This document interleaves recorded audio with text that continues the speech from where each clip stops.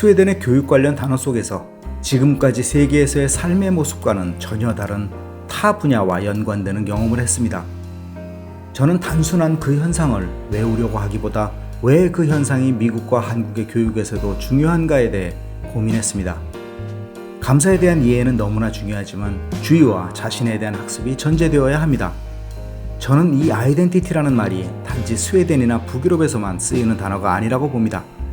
정체성이라고 번역되는 아이덴티티는 미국에서 특별히 필요할 것 같지만 다양성이라는 다른 이해와 맞물릴 때 혼란을 겪습니다.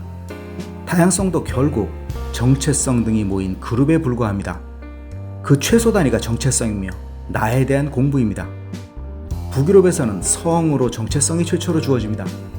역사적 습관은 어느 마을, 어느 나무 근처에서 무슨 일을 하는 이라는 성을 만들었습니다. 그래서 이름 다음에 붙는 성의 길이가 북유럽은 남달랐습니다. 옛날 스웨덴 어린이 드라마 삐삐에서 삐삐로타, 델리 카테사, 윈도우 쉐이드, 매크렐 민트, 에프레임스 도터, 롱 스타킹 이라는 긴 이름은 웃음을 지어내는 소설 속 장치이지만 실제로 충분히 일어날 수 있음을 전제로 합니다. 영미권 국가의 문화에서 귀족의 자규나 직업 등을 붙이던 성의 개념이 더 자세하고 그렇기에 더 긴 것들이 북유럽에선 만들어졌습니다. 대장장이의 스미스나 빵 굽는 베이커 등이 붙는 것이 아주 흔한 예입니다.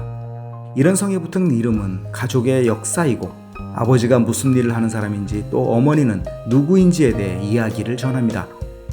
이것을 알게 되는 단계가 서너 살쯤일 것이고 이 이야기는 바로 다음 다양성의 단계로 넘어가게 됩니다.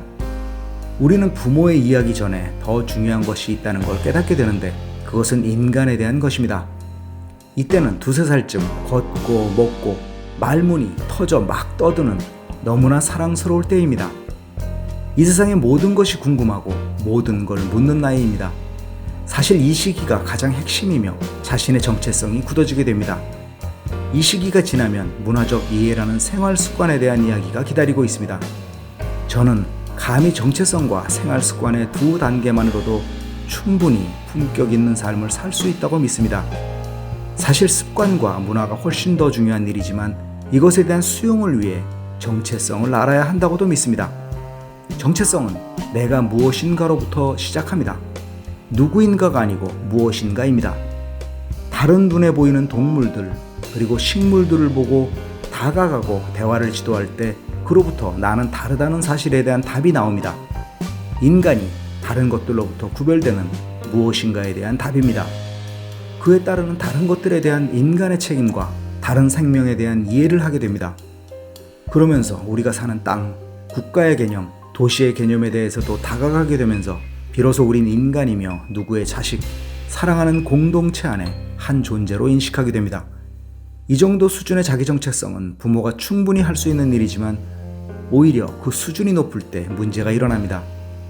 나를 중심으로 다른 것들을 보는 마음도 생길 수 있습니다. 이는 결과적으로 좋은 것이지만 조금 후 다시 정체성의 높은 단계를 경험할 때 쓴맛도 보게 된다는 점에서 아주 낮은 눈높이 조절이 필요합니다.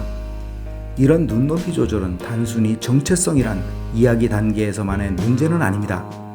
부모란 존재는 이성적으로 완벽할 수 없으며 동물적 본능이 앞서는 존재입니다.